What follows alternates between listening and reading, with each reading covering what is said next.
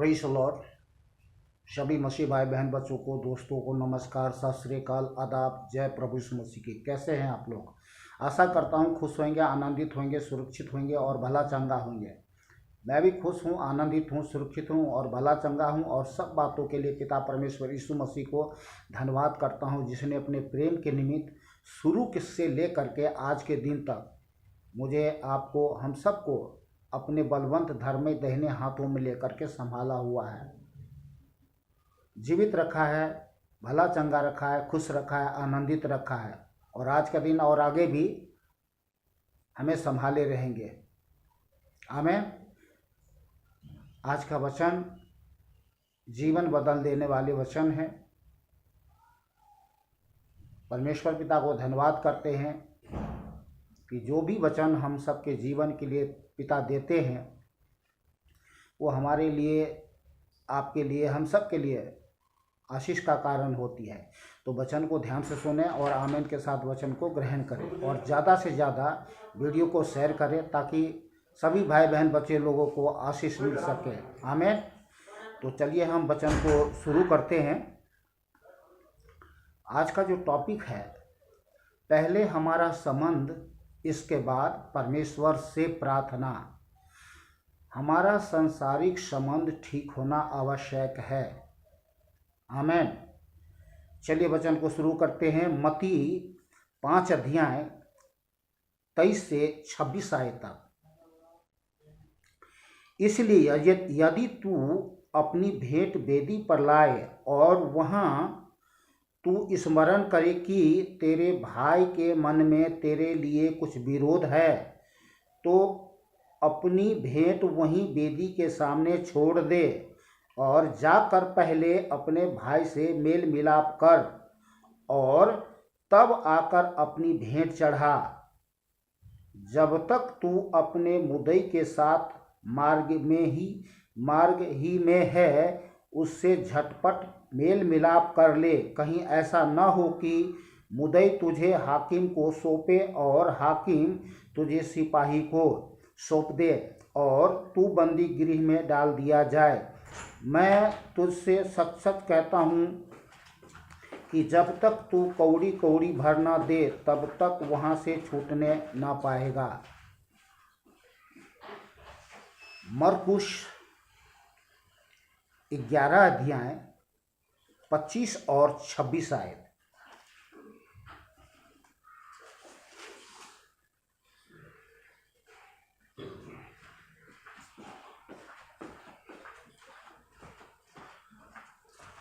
और जब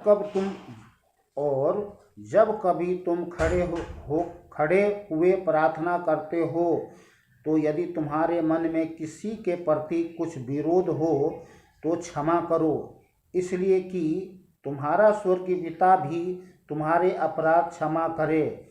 और यदि तुम क्षमा न करोगे तो तुम्हारा पिता भी जो स्वर्ग में है तुम्हारा अपराध क्षमा न करेगा।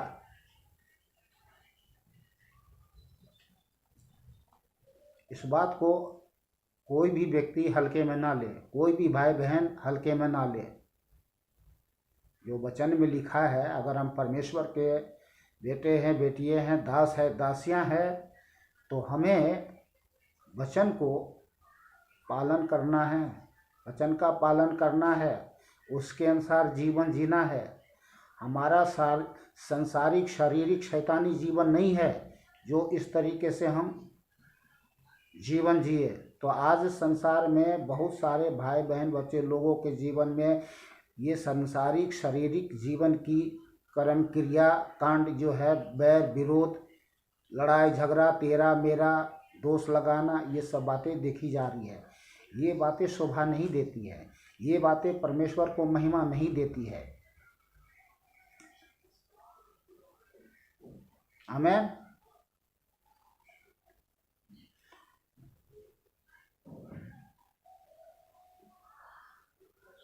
मत्ती 18 अध्याय 21 और 22 आयत।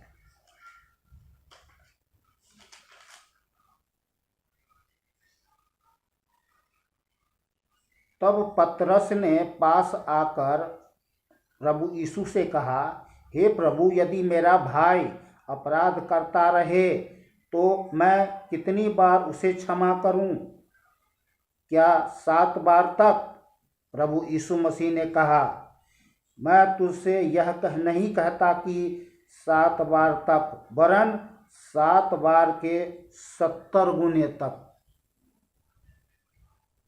ये प्रभु सर्वशक्तिमान परमेश्वर का वचन है। तो क्या करना चाहिए? हमें कभी भी किसी बातों को, बैर को, विरोध को, जो आपसी संबंध में कोई फूट है, किसी को दुख पहुंचा है, हमें क्या करना है? क्षमा कर देना है। हमें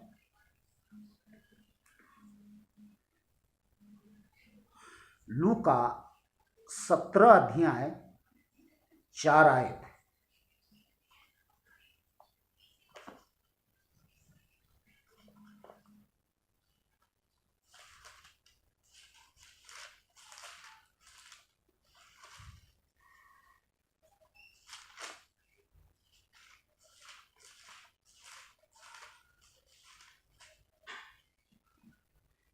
यदि दिन भर में वह 7 बार तेरा अपराध करे और 7 बार तेरे पास फिर आकर कहे, मैं पछताता हूं, तो उसे क्षमा कर। आमीन। कुलुसियों 1 अध्याय 13 और 14 आयत।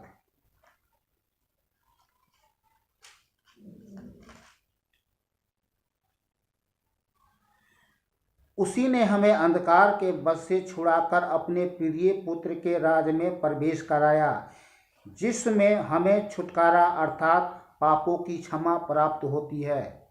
आमीन।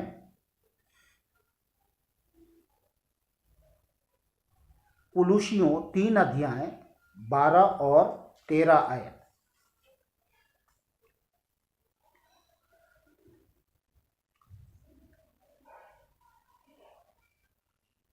इसलिए परमेश्वर के चुने हुओं के समान, जो पवित्र और प्रिय हैं, बड़ी करुणा और भलाई और दीनता और नम्रता और सहनशीलता धारण करो।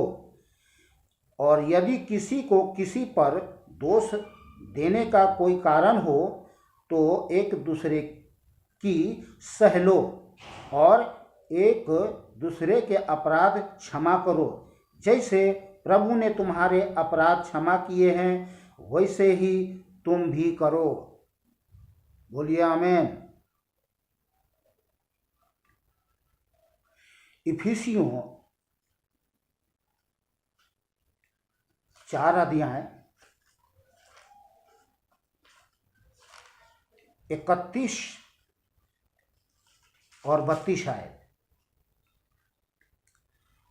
सब प्रकार की कड़वाहट और प्रकोप और क्रोध और कलह और निंदा, सब बैर भाव समेत तुमसे दूर की जाए।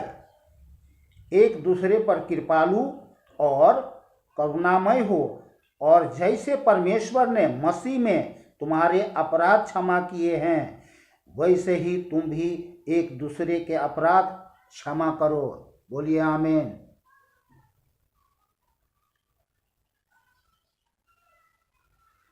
मत्ती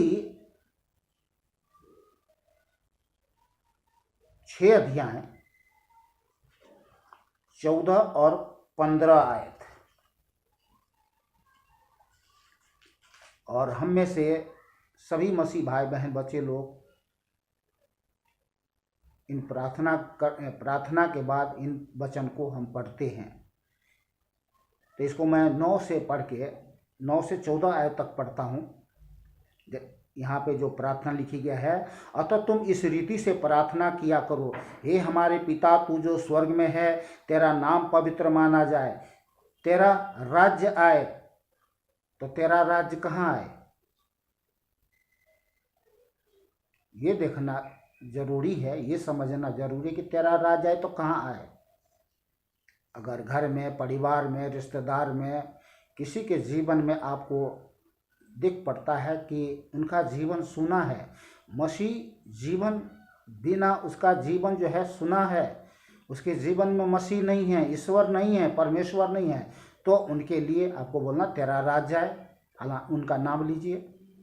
अगर अपने ही परिवार में कोई मसीह ईश्वर को नहीं मानता, परमेश्वर यीशु मसीह को नहीं मानता, तो उनके लिए आपको बोलना है प्रभु तेरा राज्य है हमारे फलाने भाई के जीवन में, या अंकल है तो अंकल के जीवन में, या पड़ोसी है तो उनके जीवन में, जो भी आपके जानने वाले हो, जिससे भी आप चाहते हैं, प्रेम करते हैं, और ना भी चाहते हो तो भी हमें तो चाहना है, तो भी हमें तो एक दूसरे के लिए प्रेम दिखाना है, क्योंकि ये परमेश्वर प्रेम है और अपना प्रेम दिया है कि हम एक दूसरे के साथ प्रेम करें, एक दूसरे के साथ भलाई करें।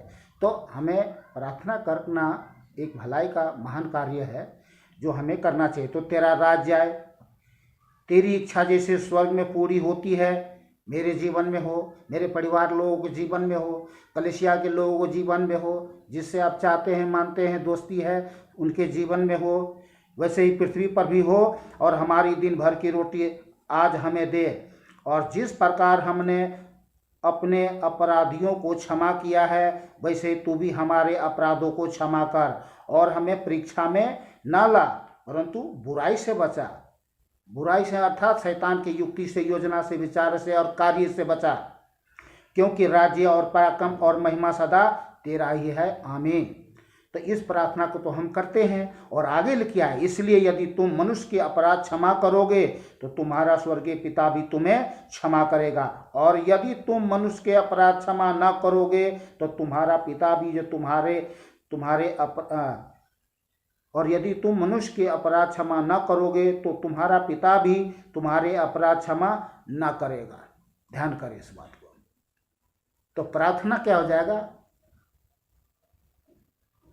प्रार्थना जो है आपका बेकार हो जाएगा, नहीं सुनी जाएगी।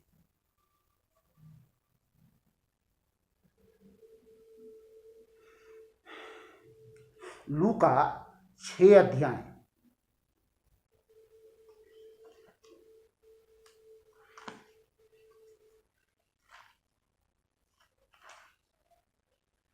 लूका 6 अध्याय और 6 का 36, 37 और इसको हम 38 तक पढ़ लेते हैं। जैसा तुम्हारा पिता दयावंत है वैसे ही तुम भी दयावंत बनो।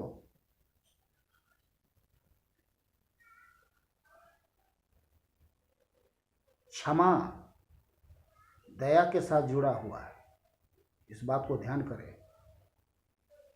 अगर क्षमा नहीं किया आपने तो फिर दया नहीं है आपके पास। उस दया की आत्मा नहीं है, उस पिता की आत्मा नहीं है, उस परमेश्वर की आत्मा नहीं है।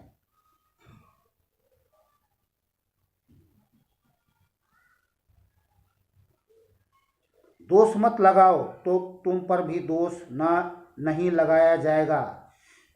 दोषी न ठहराओ तो तुम भी दोषी नहीं ठहराए जाओगे। क्षमा करो तो तुम्हें भी क्षमा किया जाएगा। दिया करो तो तुम्हें भी दिया जाएगा।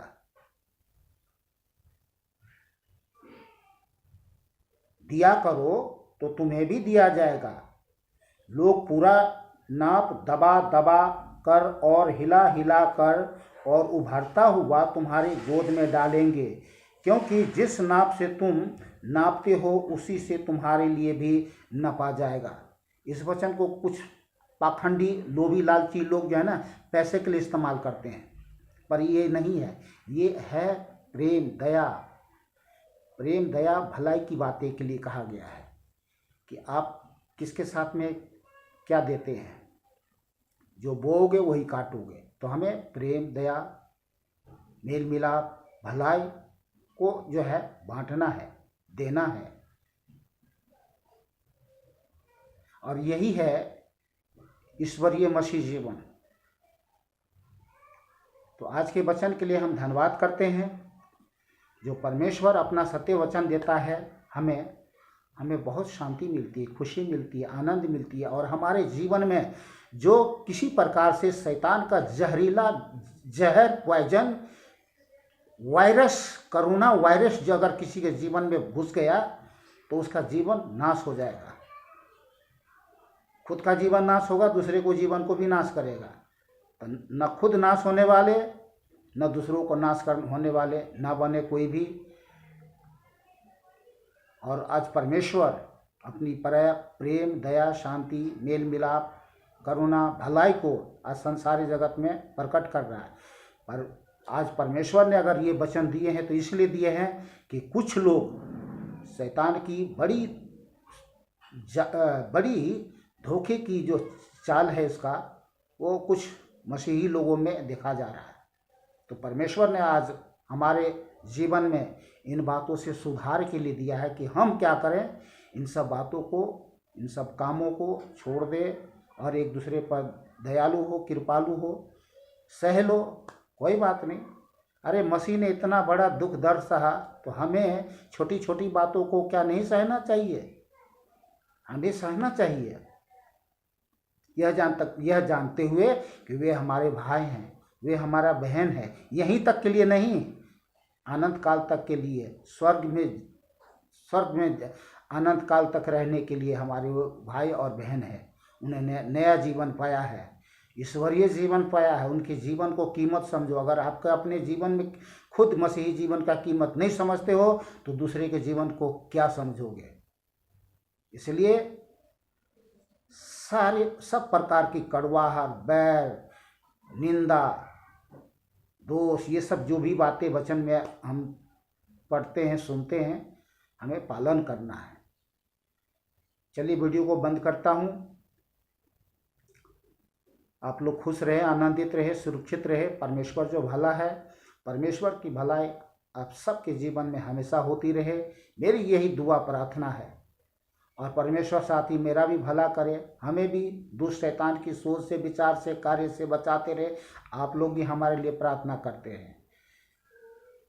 सभी भाई बहन, बच्चों को, दोस्तों को नमस्कार, सत श्री अकाल, आदाब। जय प्रभु यीशु मसीह की। बोलिए जय प्रभु यीशु मसीह की।